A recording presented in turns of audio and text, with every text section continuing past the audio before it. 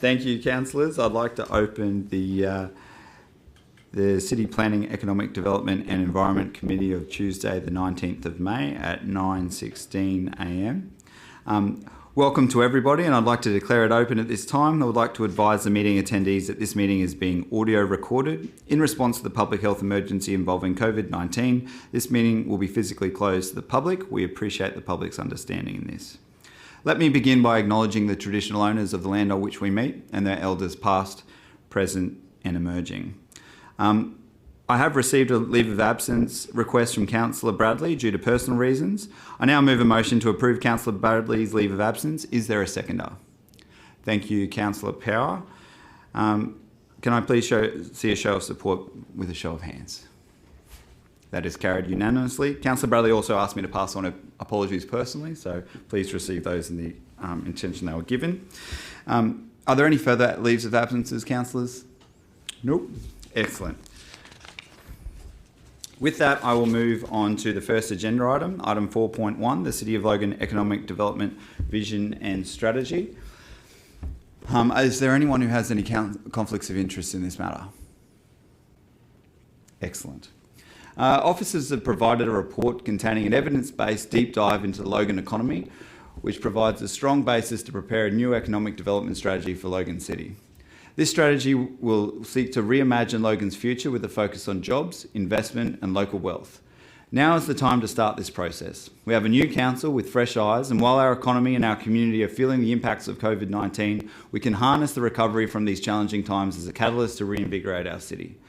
The early work suggests that economic development in Logan needs to be more inclusive. Economic growth must be built from within to sustain grassroots business strength, as well as attracting globally orientated businesses with strong local supply chains. Locally owned businesses are far more likely to be committed to the local area and retain wealth within the city, create local economic multipliers and bring greater social returns and build long-lasting prosperity. This will not be an economic development strategy for Logan City Council. This is an economic development strategy for the City of Logan, for the people of Logan and for the business community of Logan. The aim is to help all businesses and their staff who make up the Logan economy, from a family who owns a local cafe to an entrepreneur who runs an expanding technology company and everything else in between. With your support and the engagement of the business community, I believe we can create meaningful change that will improve the lives of the people we were elected to represent.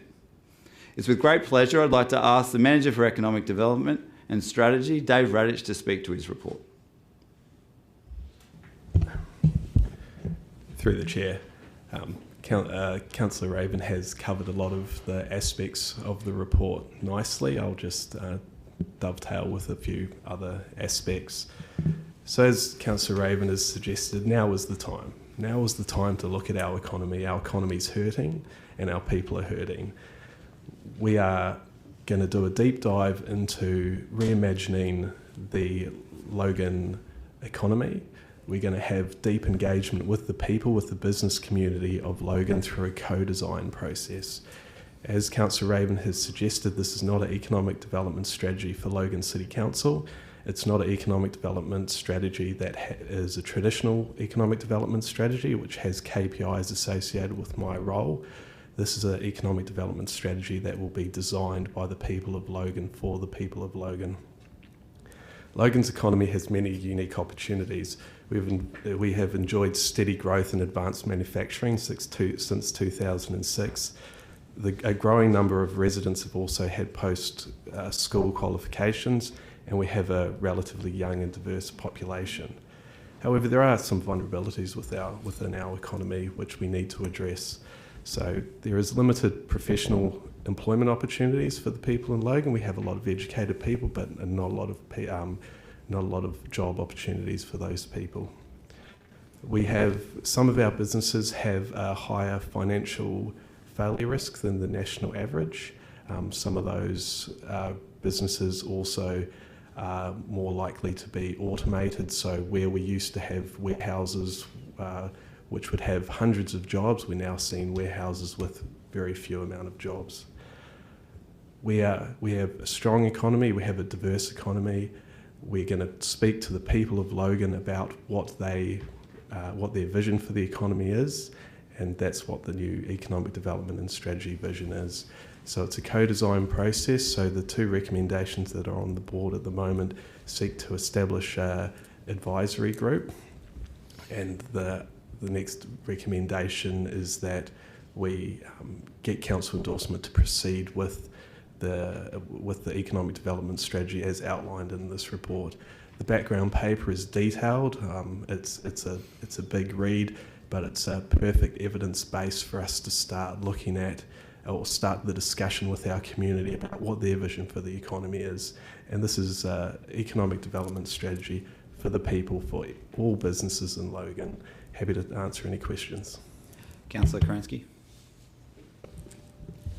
Thank you, David. Through the chair, I've just got a couple of questions. One relates to the PDA areas of Flagstone and Yarra Bilba.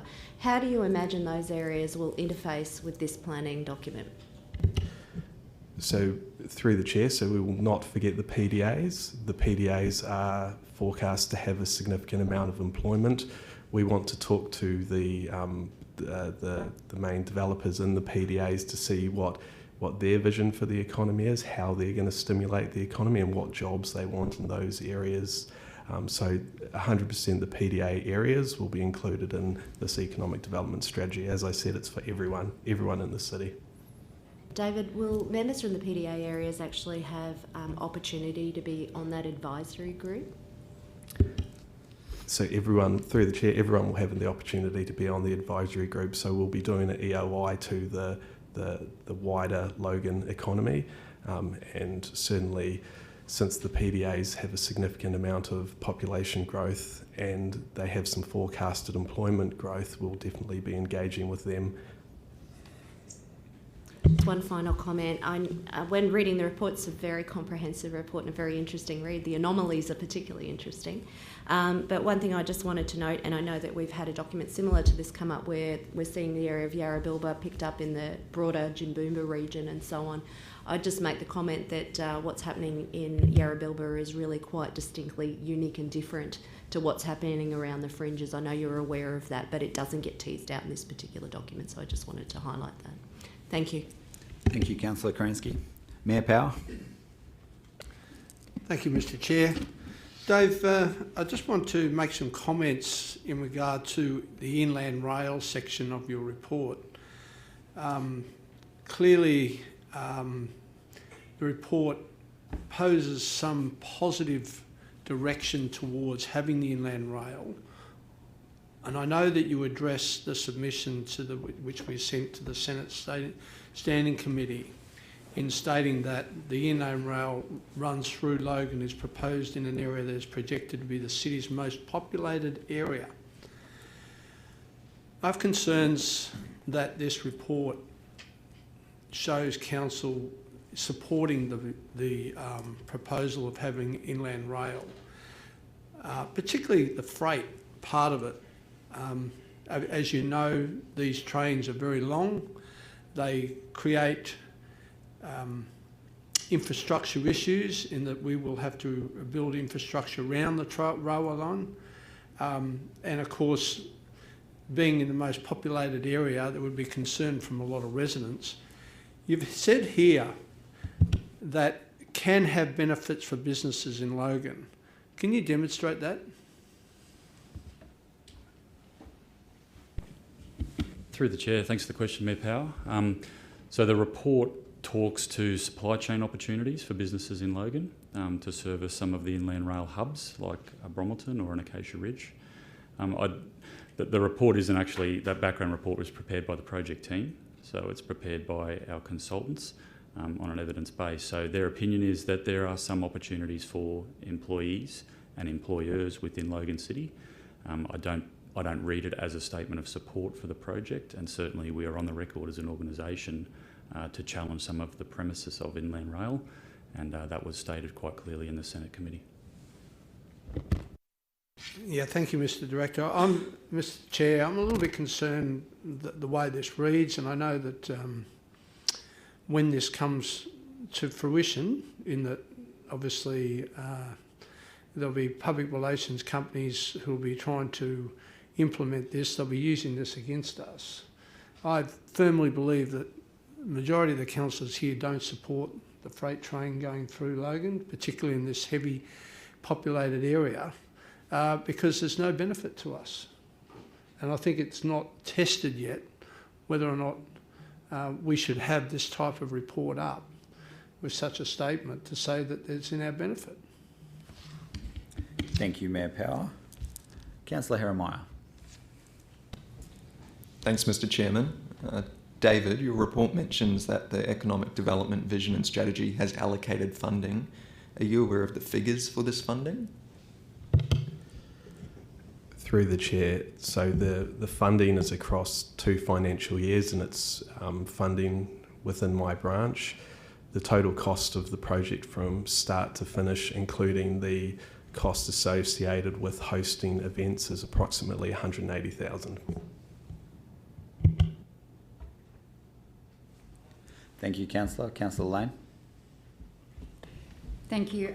David, you said in your statement that local businesses are a bigger risk of failure than the national average. Can you give us some reasons why and what this strategy will do to assist them to actually grow? Through the Chair, so the strategy will be written with the local businesses that will be affected, and when we look at businesses that are currently affected, we look at retail in particular. One of the largest industries in Logan is the retail industry, and what we're seeing is a heavy transition of that industry to online. So we will work with them to help them set up online platforms. We'll have workshops with them to see what we can do to help them. We currently do offer that support to any business that is in Logan, but this will be more of a all-encompassing activity where we'll engage with them and see what collectively their needs would be. Thanks very much. Thank you, Councillor Lane. Dave, can you speak to the co-design process? I know that residents who are reading the agendas will see it used ubiquitously through the report and the background papers, but it's not really clear about how that looks. Can you just explain it for councillors, please? Through the Chair, so one of the real differences in this economic development strategy, which is different to any economic development strategy that this city has done, and different to any economic development strategy I'm aware of, is that we're going into it without any preconceived ideas about what the vision of Logan should be. We will be co-designing the vision with the residents and the business community in Logan, so we know what they want. So I guess so physically, co-design is all-encompassing, engaging event, but mentally it's for us to go into a design process without having the answers to what we think the problems are. So that, in a nutshell, is the co-design process. So as we've mentioned, it really is an economic development strategy for the people of Logan, written by the people of Logan. So just to address the Mayor's concerns about Inland Rail, if the co-design advisory group and the community more broadly don't support that, then the strategy won't support it either, will it? That's correct. Thank you. Councillor Wilcox.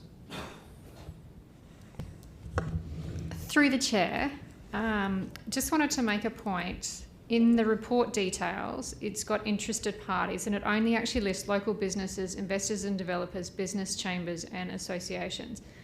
Yet we've just said that residents will also be consulted in this process, but they're not actually listed as an interested party.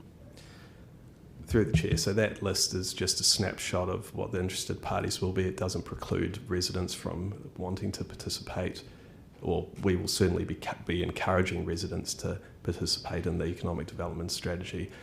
My feelings are that an economic development strategy, the benefits to that are to the residential business community, so the people that own and operate businesses within Logan. Residents will have the opportunity to participate in it, but I think the relevance really is to the business community in Logan. Are there any further questions, councillors? If not, can I have someone move that we accept the recommendations on the screen? Thank you, Councillor Karansky, seconded by Councillor Lane. Please show your favour by raising your hand. That is carried unanimously. Thank you very much. And you just cast your first vote and got your first motion across the line, so well done, councillors. I'd like to move on to item 4.2, the home-based business incubator. Before I open the report for discussion, does anyone have any conflicts of interest? No, thank you very much. I now refer to Dave to speak to his report. Through the chair. So, Logan City Council has a strategic relationship with with Griffith University, and we have a close relationship with the Logan campus.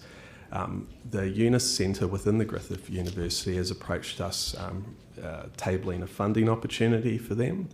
So they are seeking to establish a home-based business incubator that is for impact-driven enterprises, people and organisations. So just to make it crystal clear what impact-driven organisation is, it's an organisation that isn't focused on making huge amounts of money. It's more focused on providing social good to the community. So businesses that you may be familiar with, like Substation 33 or Harmony on Carmody, are those types of socially driven impact businesses.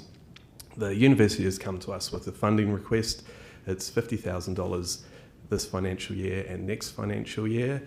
There is funding available within the ICT recurrent budget, so we're not asking for any additional funding. We're asking for funding to be allocated within Dr. Scott Burt's budget. I'll speak a little bit more about the proposal. So the target for Homebase is for migrants and refugees, and it is for anyone within the local community in Logan to come to Homebase and improve their skills on entrepreneurship or looking to start up their own businesses. It is on the Logan campus. It is I believe it's in the city's interest to see more activity on the Logan Griffith campus, and by providing some funding to this program, there will be some significant flow-on effects to our migrant and refugee residents within Logan, and some of those people are in the disadvantaged portion of Logan, and by funding this program, I see, and certainly I believe there'll be a huge, there's going to be some significant benefits for that part of the population in Logan. Thank you, Dave. Councillor Herrmeyer. Through the chair, did we receive any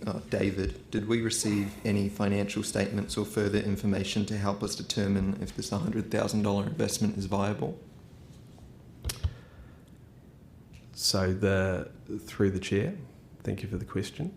So the information that we've been provided by the university is targets. So their targets are 1,000 people will benefit from this program within the first 24 months.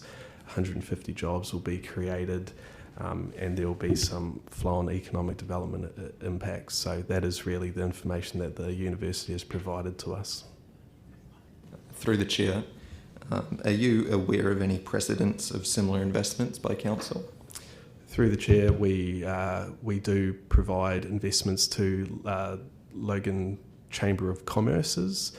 I believe that's a similar type of investment. So under our current economic development strategy under local connections, it is there are actions within that strategy which talk about supporting Chamber of Commerce's and local businesses or industry. So I believe that it's in line with that. I don't see that being any unusual precedent here. Thanks. And through the chair, in your experience, does council tend to endorse $100,000 investments based on a 4-page report? Through the chair, I can't comment broadly about what council has endorsed in the past. if the report doesn't provide enough information for the councillors to make a decision, and they can't derive enough from the conversation that I'm having with councillors, happy to bring a forward report back, but there has been endorsements based on reports for this amount of money. Director Hanson, did you want to speak to that?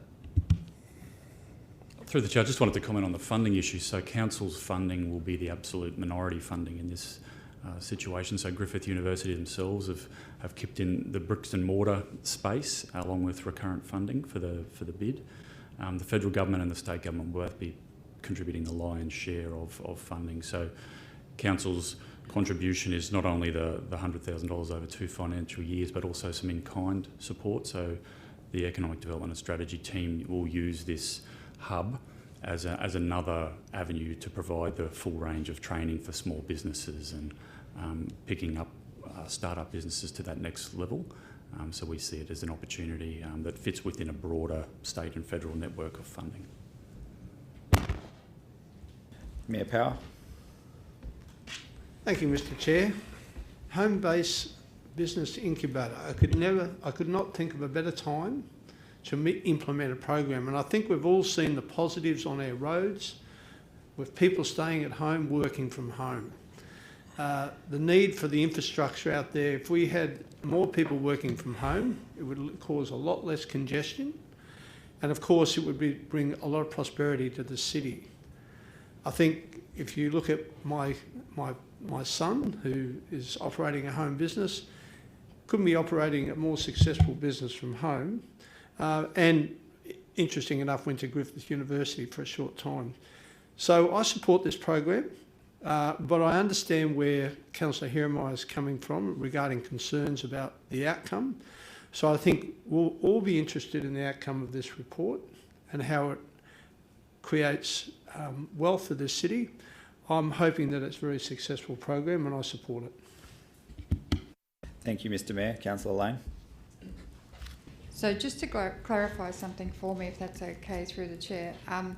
You say that this is primarily geared towards people who are marginal, as in migrants, refugees, but it is open to everybody to participate if you're a resident of Logan City to participate in this program. Through the chair, that's correct. Thank you. Thank you, Councillor Lane. Councillor Kerensky. Just a couple of quick things. I'm certainly seeing a number of home-based businesses springing up in my electorate, and I'm sure that that's happening more broadly across the city. My question was, the aspiration was 1,000 people to benefit over the 24 months.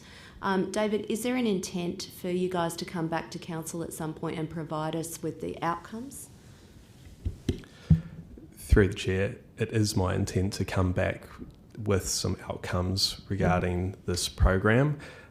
What we're seeking endorsement for today is the allocation of funds over 2 financial years, which will form part of the Griffith University's bid to the federal government. So if it is successful, which I believe the bid will be, I'll be certainly happy to bring a report back. And I think 1,000 people is the minimum number that they were looking for, so we expect it to be much more popular than that.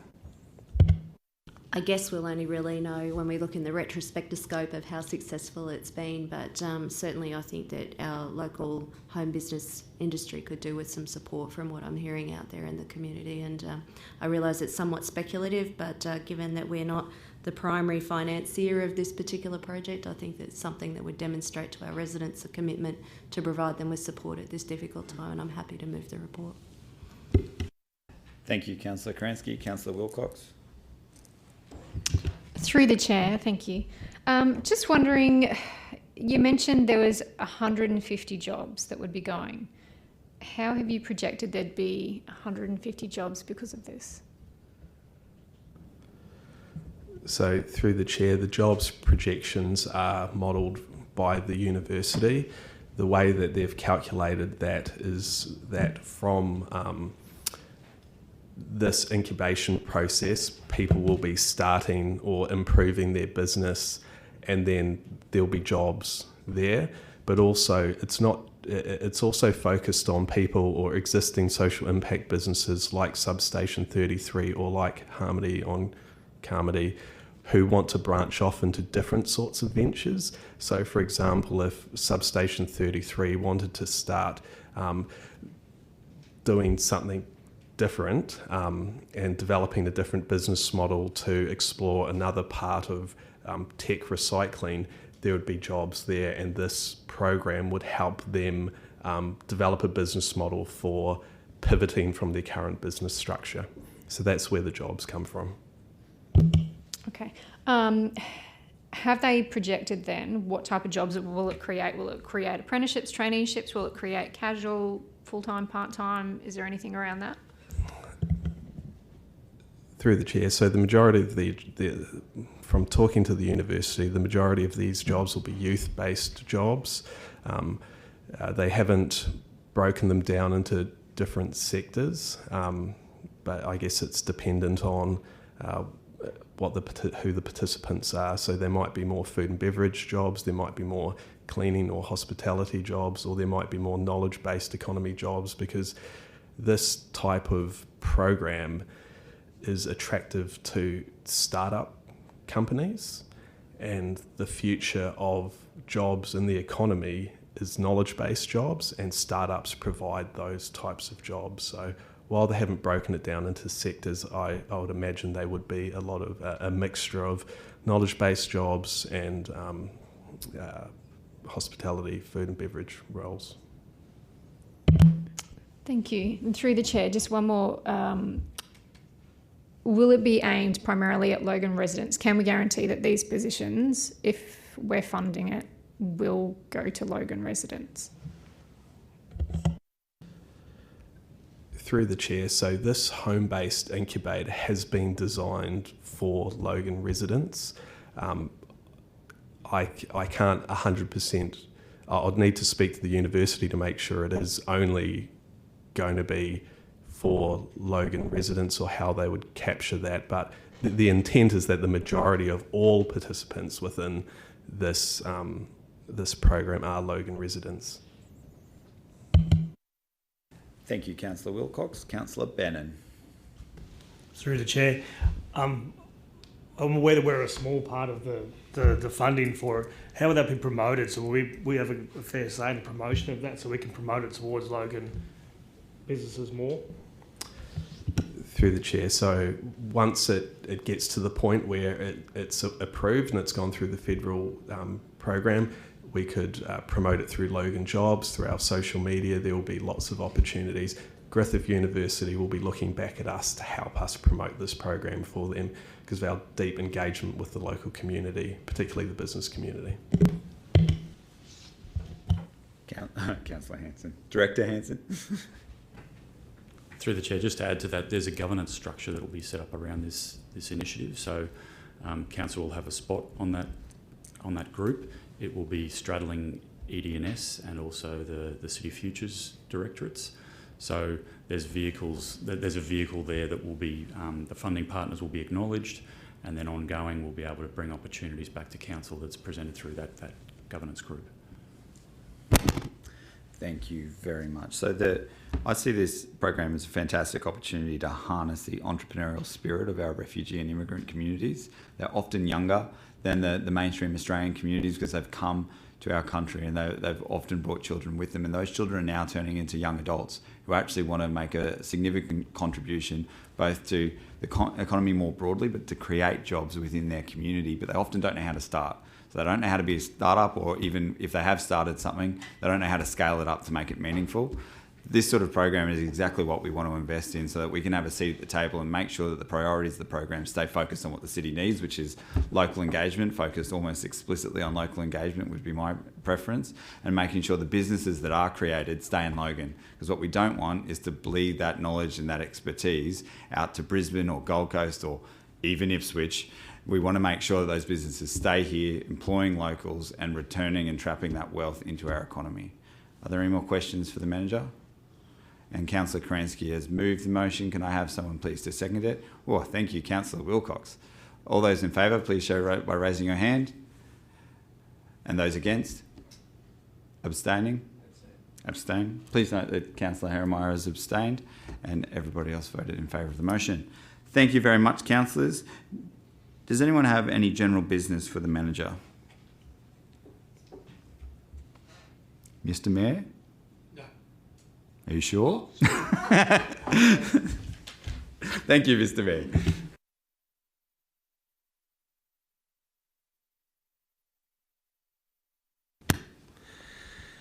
That the Economic Development and Strategy Manager is requested to prepare a report for a future committee outlining the process and time frame to undertake a major review of the Local Planning Scheme 2015.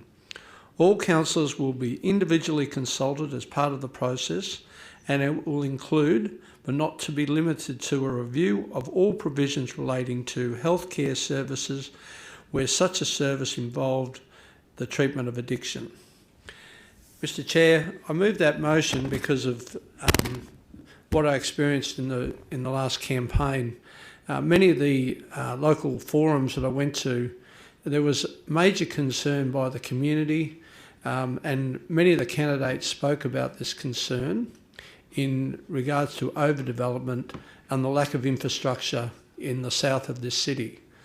As a former councillor of Division 10, I was quite content with the planning scheme, but after experiencing the concerns from residents in the southern part of the city, I think it's important that we do a review. There's many reasons why I suggest a review. One of them is that it takes councillors on the journey of experience and what it's like to put a planning scheme together. I believe that the councillors will experience a lot of knowledge through this process, but also what I want to see is an acceptance of the planning scheme, because there's nothing more concerning that when applications come up that the local councillor votes against a planning application. That being that the councillor's interests and of which he represents the community is against the planning scheme. So I want to see more acceptance of that, and I don't want to see that occurring. Now, I realise it's not a perfect world, and I understand that in many instances there's state planning obligations that we have to meet. But that doesn't mean the councillor's work is finished then. He can then lobby the state government to try and get changes. The other issue, of course, is that I believe that at one stage we implemented the planning scheme in the end of 2015. When we were newly elected in 2016, many local area plans were adopted after that. In fact, quite substantial amount of area plans were put in place. And I believe that we've exposed Logan to some degree in providing infrastructure to these areas. There's areas of concern, particularly out at Chambers Flat and Park Ridge, where I don't see a lot of social infrastructure in there. And I believe the councillors need to take a look at what we're doing in the city to get a better understanding of it and maybe make some changes to that. Thank you, Mr. Chair. Thank you, Mr. Mayor. Councillor Bennett? No? Councillor Murphy? Through the Chair, I'd also like to note that the Mayor has highlighted the healthcare services as well, which is an ongoing concern in my area, Division 12. This will address some concerns of our businesses and residents in the process of the Planning Act. Thank you. Thank you, Councillor Murphy. I'd just like to add that as a newly elected councillor last term, I came into an environment where a mammoth undertaking of reviewing the planning scheme, holus bolus, had been finished a year before I got there. And that meant that I had no ownership of the process, but I had identified a number of issues with that planning scheme that we tried to correct through amendments on an ad hoc basis. Auxiliary units comes to mind, crematorium locations is another. And whenever we found these, they created a lot of disruption and distress in the community because they felt that although the planning scheme is meant to be their document that's endorsed by them with your consent, they didn't feel as though they had ownership of it, and they felt these issues hadn't been addressed during the previous 7 years of development of the planning scheme. So this is really your opportunity to make this the planning scheme for your constituents and for the City of Logan, so that you can actually put your mark on it, be proud of it, defend it, and explain it to your community in a way that they understand, so that they can see what good development is versus poor development. Because if you have good planning, you get good development. You have a poor planning, you get poor outcomes, and that's what people don't like when they come to their councillor. So I hope that everyone will engage enthusiastically and in good faith to make this amendment as effective and as relevant to our communities as possible. I know the Mayor has moved it. Who would like to second this motion? Thank you, Councillor Murphy. All those in favour show support by raise of hands. That is carried unanimously. Thank you very much. Dave, do you have any GB for us? Thank you very much for your time. I'll let you leave the room. We can bring Michael Asnikar in to address the next report.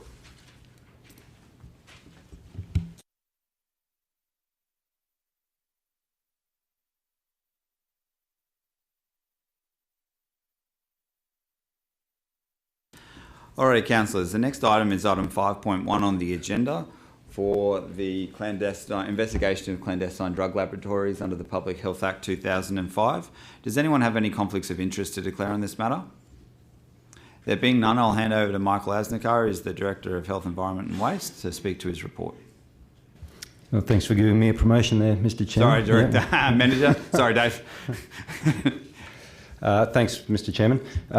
In March 2019, local governments were given the responsibility by the state to regulate the clean-up of clan drug labs, but with no supporting information, processes or training, local governments throughout Queensland made their concerns known through to the LGQ and directly, and this council resolved that it would not be in a position to enforce the provisions until a number of matters were addressed by Queensland Health, including the establishment of a cost recovery fund, clarity that local governments were not responsible for clan labs in workplace settings, and provision of training and supporting guidelines to local government. Since then, apart from the cost recovery fund, the matters raised have now been adequately addressed, and ultimately the legislation does give responsibility to local government. The resolution of this report seeks to supersede the previous resolution, confirming that Council will now commence to enforce the legislation relating to clan lab drug public health risks. Thank you, Michael. Does anyone have any questions? Councillor Stemp. Thank you, Michael. Through the Chair, I would like to just discuss point A of the state government's response to concerns raised by Council, which requested a standalone cost recovery fund to be established by state government to allow cost recovery when the responsible party for clandestine drug laboratory issues in domestic settings cannot be found or are not able to pay for the site of decontamination. The Director General's response was it was not necessary to establish a standalone cost recovery fund, as Council could use powers under the Public Health Act to undertake the remediation of a site and seek reimbursement from the property owner, which raises concerns over whether Council may end up bearing the estimated cost of $20,000 per clean-up, with an average of 5 clan lab detection notifications received each year. Therefore, I'm just asking if properties won't or are not in a financial position to pay the costs, how Council will undertake the recovery of these costs, and is there any indication as to the likelihood of whether property owners associated with these properties are going to be able to pay? Through you, Mr. Chairman, the request was made and the request was not supported by the state. Notwithstanding that, though, Council does have powers under the Public Health Act to charge the cost that it might incur to undertake works which aren't done in relation to a public health order, and that cost can be put onto the property as a debt on the property. Ultimately, Council bears the cost, puts it on the property, and seeks reimbursement through that method, to try and estimate how many property owners or recipients of public health orders will be in a position where, they can't undertake the work that's required, and Council has to go in to do it. It's very hard to estimate. It's really an unknown. Thank you. So just to be clear there, Michael, if the owner can't afford to have the remediation work done, Council can then put the debt against the land. So if the land is then sold on at a later date, we're a secured debtor and we would get the funding from the sale of the land before it goes to the owner? Yeah, so the debt remains remains on the property. It just sits with the property. And we recover that debt when the property is sold or when somebody pays it off. That's right, when somebody pays it off. I mean, the debt would, the owner, the new owner, basically, if they purchase the property, they buy the debt with the property and they need to, they incur that responsibility to pay it. Thank you. Councillor Kerensky. Thank you. Through the chair. Michael, this might actually be outside of your purview, but the question I have is, in the event that the person responsible is actually a tenant of the property, and then obviously we're talking about recovering debt through the property owner, are you aware if there's any insurances that are available to property owners out there that can actually protect them from this kind of exposure? Short answer, no. That would just be a matter between the property owner and their insurer. I just have concerns, obviously, that for the reasons all outlined in the report why we wrote to the state in the first instance. I guess that time will tell how this will land. Thank you, Councillor Kerensky. Councillor Lane. Thanks very much, Michael. Through the chair, one of my concerns is this an underestimation, 5 per year? We're seeing a growth in this area, and certainly as residents start to be more proactive and report this suspicion of behaviour, we're going to see a lot more of it occur. Is there an opportunity for council to work with local real estates to ensure that they're being proactive to stop this from, number one, occurring in our community, but number two, taking on the responsibility that owners have given them to manage their properties before we start billing them for 20 grand a year, per clean-up?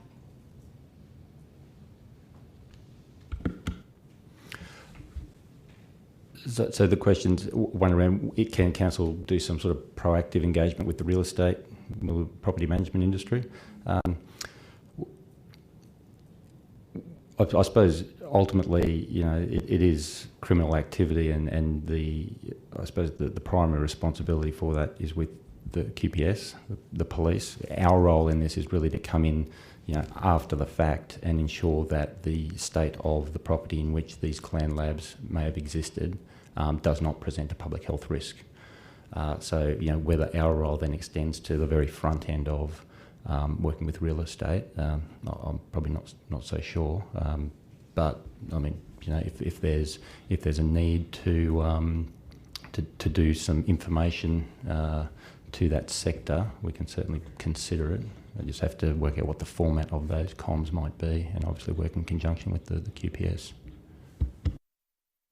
Thank you, Councillor Lane. Councillor Hall.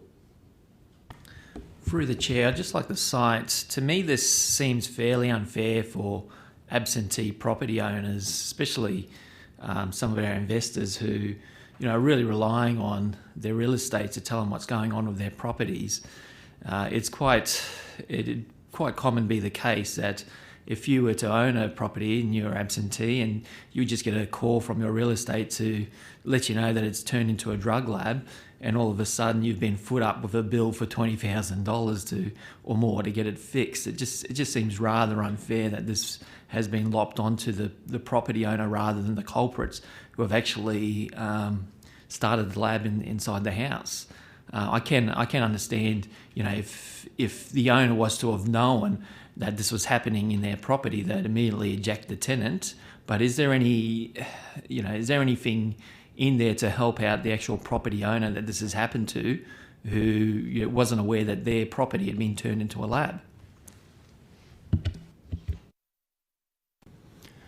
I think through the chair, I really think that's an arrangement between the property owner and their real estate agent to ensure that the services that their property manager is providing them are regular inspections of their property. It's probably not a matter that council would want to get involved with.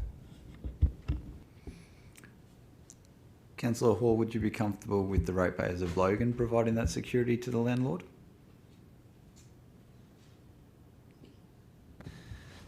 I just feel like there should be. I just feel that it is unfair that people who own these properties, it's very unlikely that they would want this type of activity to happen to them. Okay, and as a property owner myself, you do rely on what's happening with your real estate, and it doesn't seem like the real estate is footing the bill if they're doing the wrong thing and they're neglecting to tell the owner about what's happening to their property. It's entirely being put onto the owner, the absentee owner, who's relying on the real estate. I just feel that perhaps there should be more thought towards the people that actually own the property, but may not be aware of this activity happening. So you'd prefer the real estate agent be responsible for the cost? Yes, I believe so. Interesting. Thank you, Councillor Hall. Councillor Bennett. Through the chair, just probably following on from Councillor Lane and Hall, I can't see how it's councils, and this could be something I haven't it's gone over my head or I've misunderstood. It should go back on the real estate agent or the property owner. I don't believe the ratepayer should be footing a bill $20,000. It's something that's going to be very hard to get the money back. And if you do put it on the property, it's going to be significant time before you get that money back. And they're never going to pay the bill. Most of them are going to be in jail, or they've already taken off from any sort of responsibility. I just can't see how the ratepayer should be paying for it. I think the real estate are paid a job, they charge a fee to maintain the property if the person's away, so it should be their problem. I believe if you're not an absentee owner and that's your property, then you should pay the bill, it's your property. I just don't believe ratepayers should be paying to clean up drug labs. Thank you, Councillor Bennett. I think we all agree on that, because I certainly wouldn't want the pensioners and the battlers of Division 5 to be covering the cost of clandestine drug laboratory cleanup. Did you want to respond specifically to that, Councillor Hall? I'll let you. It should be the culprit. It should be the person who's done the wrong thing. It shouldn't be the ratepayer or the property owner or the real estate. It should be the actual person who's done the wrong thing. Great answer. Councillor Lane. Sorry, Michael, just one quick question. As a person that watched a person in protective gear walk out of a home right near my house several weeks ago, are local businesses being trained in this, given that it's extensive, and what, if any, support is council offering to make sure that those local businesses are seizing on this opportunity? Just to clarify, is that local businesses who offer a clean-up service? Yes. Well, no, we haven't done any sort of proactive comms to clean-up providers for this. Again, if those services are required by a property owner, it's probably at that point that council can potentially give them, where they can make inquiries to get those services. Thank you, Councillor Lane. Councillor Murphy. Through the chair, thank you. So that we can understand this process, with regards to the drug labs in houses, that is done through the real estate. There is ways for the owner to recoup that money through QCAT. From my understanding from the report, is that money, if at all the council does clean up the house, then goes on to their rates as a separate item on their rates bill, and that money is then either paid off or collected through debt recovery.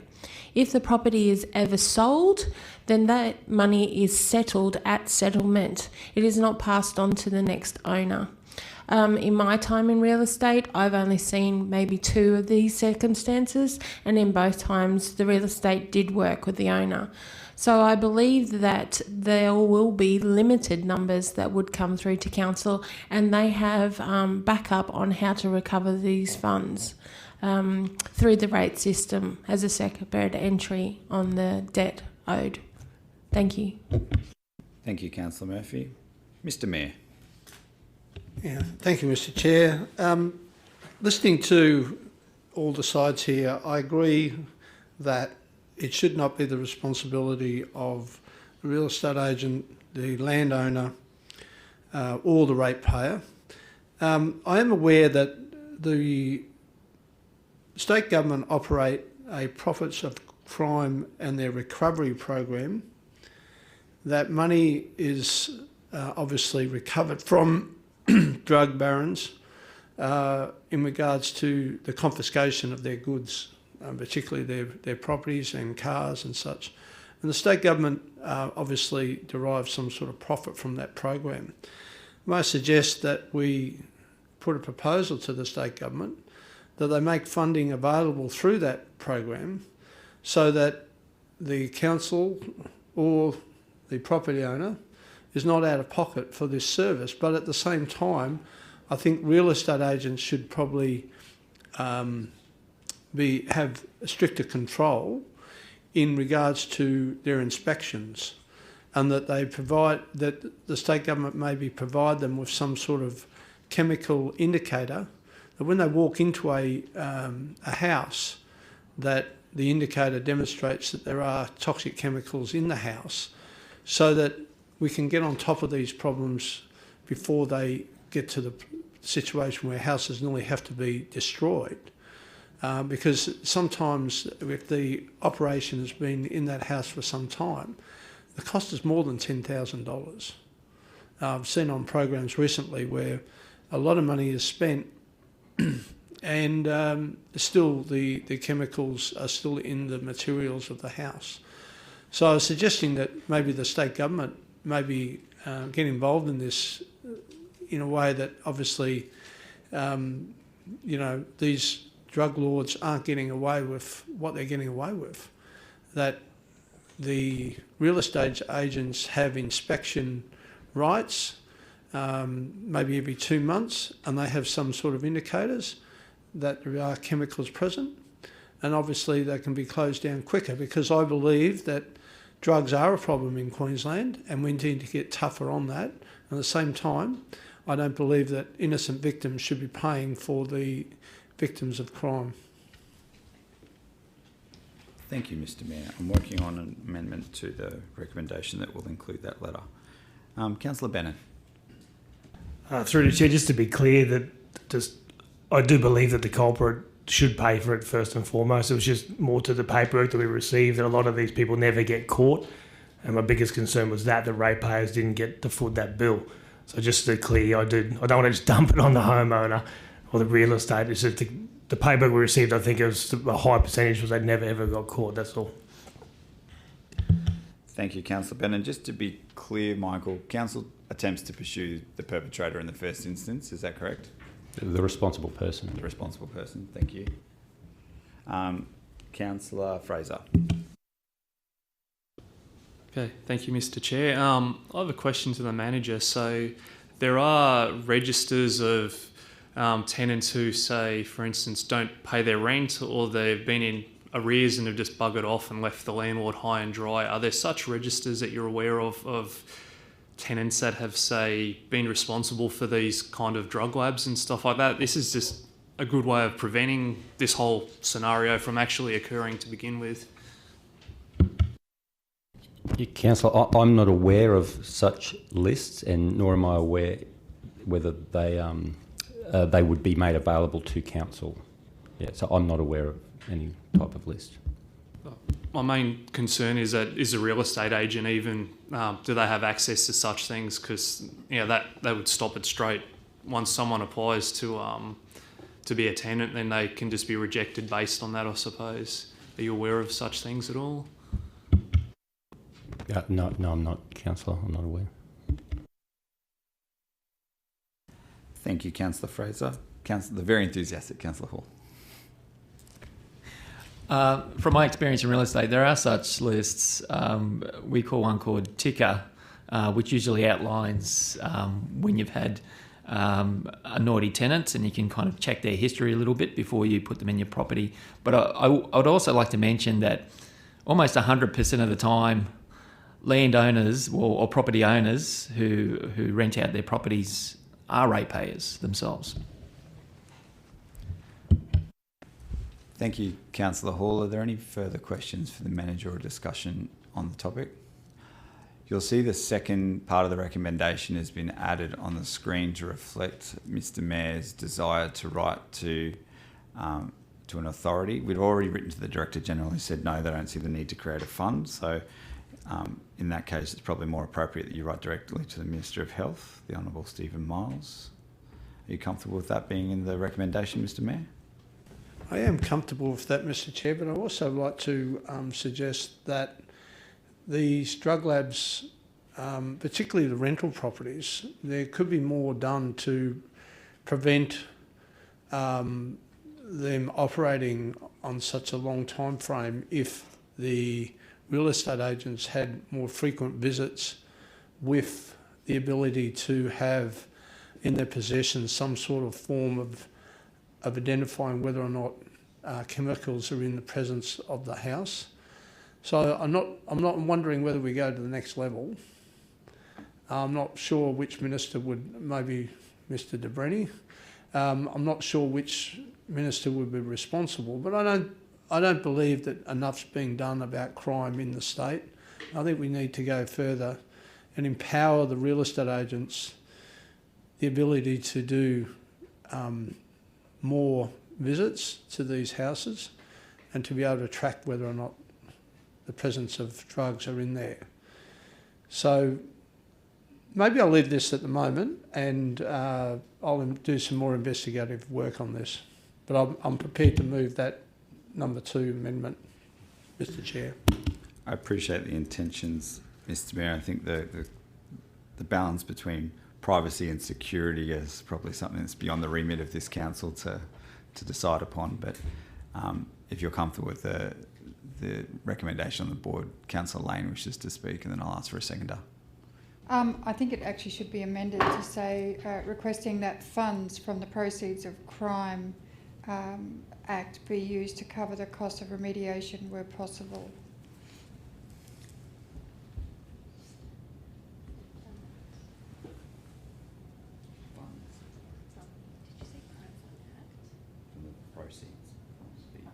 Requesting that funds from the proceeds is capital, it's part of a, you're making reference to an act. Is it proceeds of crime? It's proceeds of crime. Fund or just called proceeds of crime? It's called proceeds of crime. So you can ditch that fund. You can reference the Where act number. I can get it. Are you comfortable with that adjustment, councillors? Oh, they can't see it yet. I'll give you a moment to read the adjustment on the board. Criminal Proceeds Confiscation Act. There you go.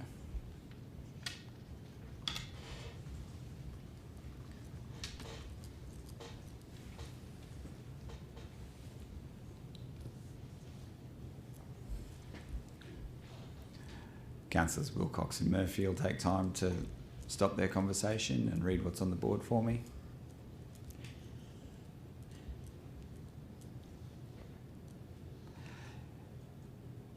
Are you still comfortable to move that, Mr. Mayor? Do I have a seconder for the motion on the board? Thank you, Councillor Bannon. All those in favour, please show by raising of hands. That is carried unanimously.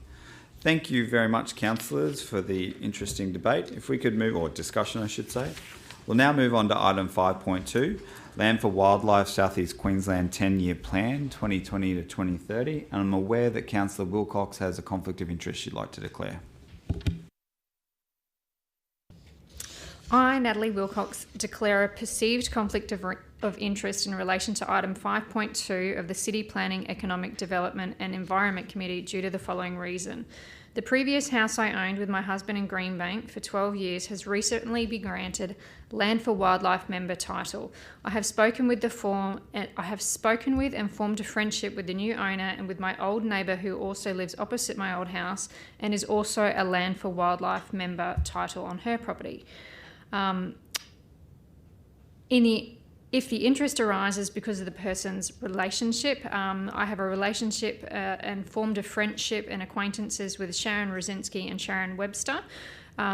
Sharon owns the property that she bought off me, and Sharon W owns a property with opposite myself where I used to live and has a Land for Wildlife title on it.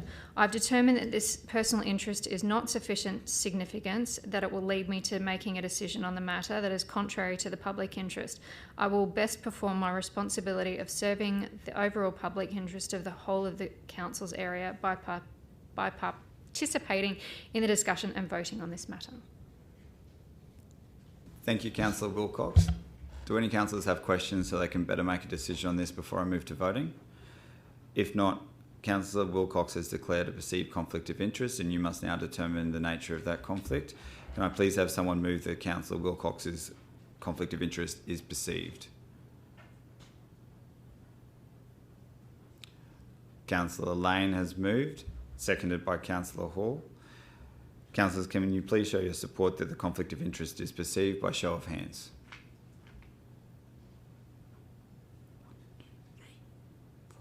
Is your hand up, Councillor Russell? 6. Councillors, that motion is carried. Can you please raise your hand if you are against that motion? Can you please raise your hand if you abstained? Thank you, councillors. Councillors, you have determined that Councillor Wilcox has a perceived conflict of interest. You must now determine whether or not she should remain in the meeting. Can I please have someone move that Councillor Wilcox remain in the meeting? Thank you, Councillor Russell, seconded by Councillor Karansky. Can I please see support for that motion by raising your hand? This is to vote to keep her in the meeting. That is carried unanimously. Councillors, you've determined that Councillor Wilcox can remain in the meeting. Can you please provide a reason for why you made this decision?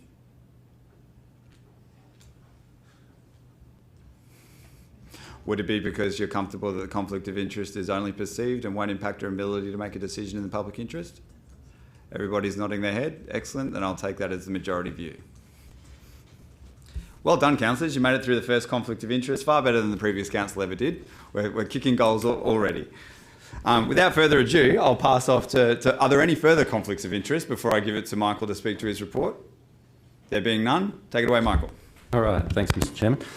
Okay, so this report provides an update of the Land for Wildlife and associated programs that Council offers to engage and support private property owners across the city to manage their properties for environmental outcomes. Logan's been offering Land for Wildlife for over 22 years, but in recent years, though, dedicated promotion and a refresh of the programs available, the number of participants has grown considerably, and Logan has led the way with the most number of new registrations in the last financial year compared to all other South East Queensland councils. And we're also looking good to achieve that for this financial year as well. Logan currently has 337 properties registered for Land for Wildlife, covering almost 6,000 hectares of private land, which equates to 6% of the area of Logan. A key strength of Land for Wildlife is its regional coordination across South East Queensland, with all SEQ councils providing a contribution to support the regional coordination that provides advice, resources and information.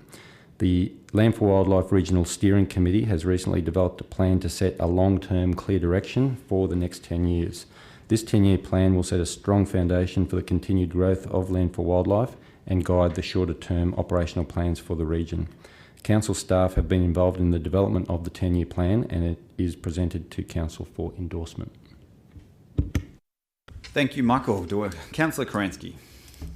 I just wanted to make a quick comment. I have a number of Land for Wildlife members in my division, and they absolutely love being a part of this, and they feel tremendous pride in the legacy that they're leaving behind for future generations here in Logan. And I know Councillor Bannon is punching well above his weight with 125 Land for Wildlife members out there. So it's certainly something that I know our community is immensely proud of, and I fully endorse and support this, and I'm very happy to move the report.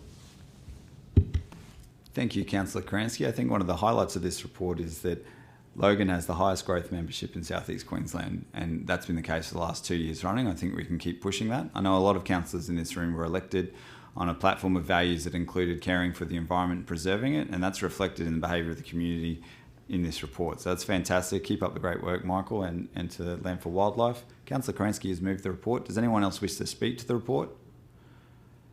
No? Councillor Bannon would like to second the motion. Can I please see support by showing of hands? That is carried unanimously. Thank you very much, councillors.